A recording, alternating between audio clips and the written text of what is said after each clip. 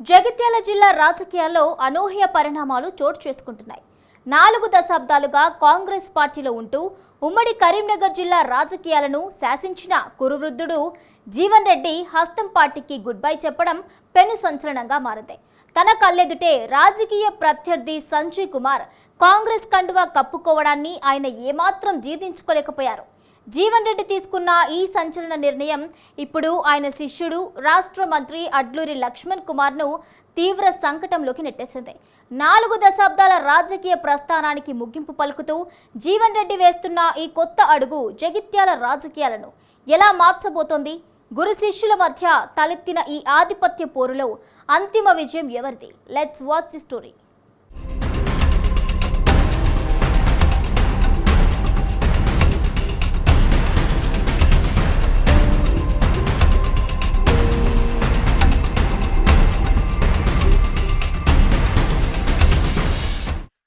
4 దశాబ్దాల పాటు కాంగ్రెస్ పార్టీలో కొనసాగి ఉమ్మడి కరీంనగర్ జిల్లా రాజకీయాల్లో తనకంటూ ఒక ప్రత్యేక అధ్యాయాన్ని లిఖించుకున్న కురువృద్ధుడు జీవన్ రెడ్డి నిర్ణయం అందరినీ విస్మయానికి గురిచేసింది.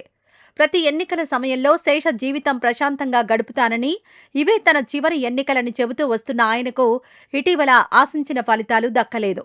ఆయన పార్టీని అంటిపెట్టుకుని ఉన్న ఆయన మారిన రాజకీయ సమీకరణాలతో హస్తం పార్టీకి శాశ్వతంగా దూరమయ్యారు. జగిత్యాల అసెంబ్లీ స్థానం నుంచి బీఆర్ఎస్ తరపున గెలిచిన తన ప్రధాన రాజకీయ ప్రత్యర్థి సంజయ్ కుమార్ అధికార కాంగ్రెస్ పార్టీలో చేరడాన్ని జీవన్ రెడ్డి తీవ్రంగా వ్యతిరేకించారు.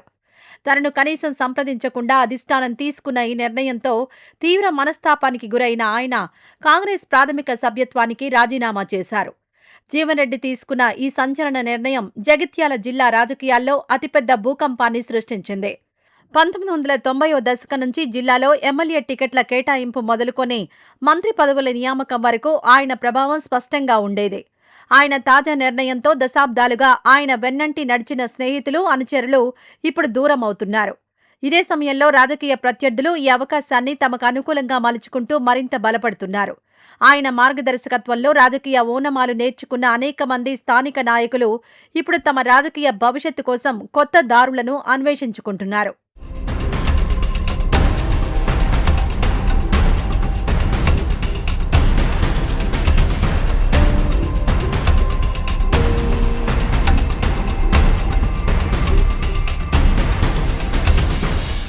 జీవన్ రెడ్డి తీసుకున్న నిర్ణయంతో రాష్ట్ర మంత్రి అడ్లూరి లక్ష్మణ్ కుమార్కు ఎదురైన రాజకీయ పరిస్థితి అత్యంత సంక్లిష్టంగా మారింది.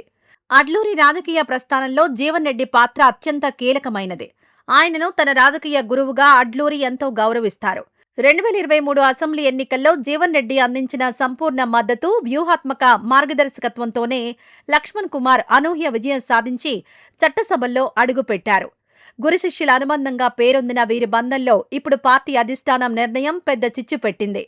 కాంగ్రెస్ పార్టీ హైకమాండ్ ఆదేశాల మేరకు ఒక రాష్ట్ర మంత్రి హోదాలో లక్ష్మణ్ కుమార్ ఇప్పుడు అనివార్యంగా తన గురువుపైనే బహిరంగ విమర్శలు చేయాల్సిన పరిస్థితి ఏర్పడింది. ఇది ఆయనకు మింగుడు పడని పరిణామంగా మారింది. గురువు మార్గదర్శనాన్ని పక్కన పెట్టి కేవలం పార్టీకి మాత్రమే విధేయత చూపితే దశాబ్దాలుగా జీవన్ రెడ్డిని ఆరాధించే స్థానిక ప్రజల మద్దతు కోల్పోవాల్సి వస్తుందని ఆయన తీవ్ర ఆందోళన చెందుతున్నారు. అలాగని గురువుకు మద్దతుగా నిలిస్తే అధికార కాంగ్రెస్ పార్టీలో తన మంత్రి పదవికి, స్థానానికి తీవ్ర ముప్పు వాటిల్లే ప్రమాదం పొంచి ఉంది. ముందు నుయ్యి వెనుక గొయ్యి అన్న చందంగా మారిన ఈ సంక్లిష్ట పరిస్థితి మంత్రి అడ్లూరి లక్ష్మణ్ కుమార్ రాజకీయ కెరీర్ను ఊహించని మలుపు తిప్పుతోంది.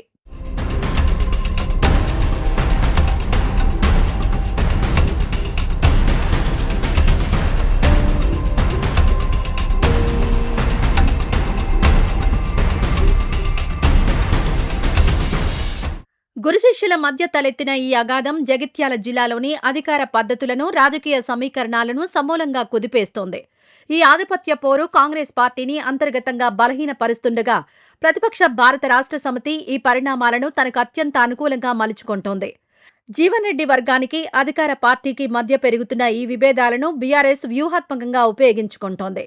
కాంగ్రెస్ పార్టీలో సరైన గుర్తింపు దక్కక అసంతృప్తితో రగిలిపోతున్న స్థానిక నేతలను, ద్వితీయ శ్రేణి నాయకులను గులాబీ పార్టీ నెమ్మదిగా తమ వైపు మళ్లించుకునేందుకు పావులు కదుపుతోంది.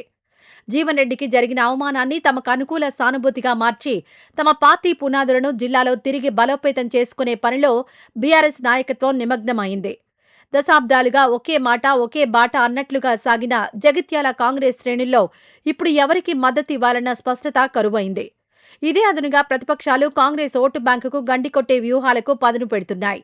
క్షేత్రస్థాయిలో చోటు చేసుకుంటున్న ఈ వేగవంతమైన రాజకీయ మార్పులు అధికార పార్టీకి రాబోయే రోజుల్లో భారీ నష్టాన్ని చేకూర్చే అవకాశాలు స్పష్టంగా కనిపిస్తున్నాయి.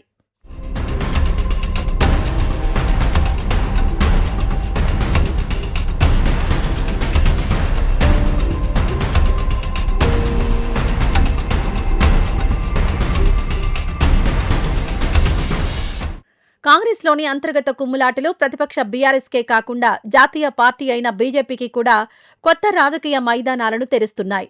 గత సార్వత్రిక ఎన్నికల్లో జీవన్ రెడ్డి ప్రభావం, ఆయనకున్న వ్యక్తిగత చరిష్మాతో కాంగ్రెస్ పార్టీ జగిత్యాల జిల్లాలోని పలు మండలాల్లో తిరుగులేని శక్తిగా బలపడింది. కానీ ప్రస్తుత అనిశ్చిత పరిస్థితుల నేపథ్యంలో ఆయా మండలాల్లో అధికార పార్టీ పట్టు క్రమంగా సడలుతూ వస్తోంది. ఒకప్పుడు కాంగ్రెస్ కంచుకోటలుగా ఉన్న ఆ గ్రామీణ ప్రాంతాలను ఇప్పుడు తమ వైపు తిప్పుకోవాలని కమలనాథులు తీవ్రంగా ప్రయత్నిస్తున్నారు. అధికార పార్టీ నాయకుల మధ్య సమన్వయ లోపాన్ని తమ ఎదుగుదలకు సోపానంగా మలుచుకుంటున్నారు. ఇటీవల జరిగిన స్థానిక సంస్థల ఎన్నికల ఫలితాలే బీజేపీ వ్యూహాలకు నిదర్శనంగా నిలుస్తున్నాయి.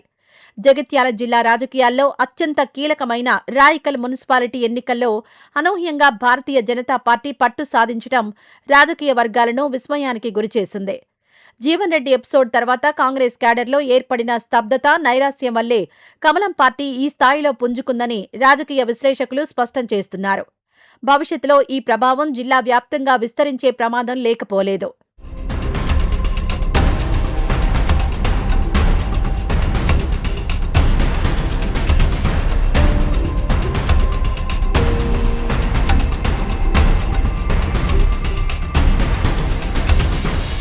జగిత్యాల జిల్లా రాజకీయాల్లో ఇప్పుడు అందరి దృష్టి గురు శిష్యుల వ్యవహారంపైనే కేంద్రీకృతమైంది. జీవన్ రెడ్డి, అడ్లూరి లక్ష్మణ్ కుమార్ మధ్య రాజుకున్న ఈ ఉద్రిక్తత రాబోయే రోజుల్లో ఒక పూర్తి స్థాయి రాజకీయ యుద్ధానికి దారితీస్తుందా అన్నది అత్యంత ఆసక్తికరంగా మారింది. ఒకవేళ జీవన్ రెడ్డి బీఆర్ఎస్ తరపున బలోపేతమైనా లేదా స్థానిక ఎన్నికల్లో తన మద్దతుదారులను స్వతంత్ర అభ్యర్థులుగా బరిలోకి దింపి ప్రోత్సహించినా దాని ప్రభావం నేరుగా అడ్లూరి వర్గంపైనే పడుతుంది. అడ్లూరి అనుచర గణం రెండుగా చీలిపోయే ప్రమాదం పొంచి ఉంది. అలా కాకుండా రాజకీయ భవిష్యత్తును దృష్టిలో ఉంచుకొని ఈ గురు శిష్యులిద్దరూ ఏవైనా రహస్య సమావేశాల ద్వారా ఒక రాజీ మార్గాన్ని, సమాధానాన్ని కనుక్కుంటే మాత్రం పరిస్థితులు మళ్లీ కుదుటపడతాయి. అదే జరిగితే రాష్ట్ర మంత్రి హోదాలో ఉన్న అడ్లూరి లక్ష్మణ్ కుమార్ జిల్లా రాజకీయాలపై తిరుగులేని పట్టు సాధించే అవకాశం ఉంటుంది. ప్రస్తుతం అధికార యంత్రాంగం ఆయన చేతిలోనే ఉండడంతో ఆయన తీసుకునే ప్రతి నిర్ణయం ఇప్పుడు కాంగ్రెస్ పార్టీకి జిల్లాలో ఒక కొత్త దిశానిర్దేశం చేయనుంది. 4 దశాబ్దాల అనుభవం గెలుస్తుందా లేక యువ మంత్రి వ్యూహం ఫలిస్తుందా అన్నది కాలమే నిర్ణయించనుంది.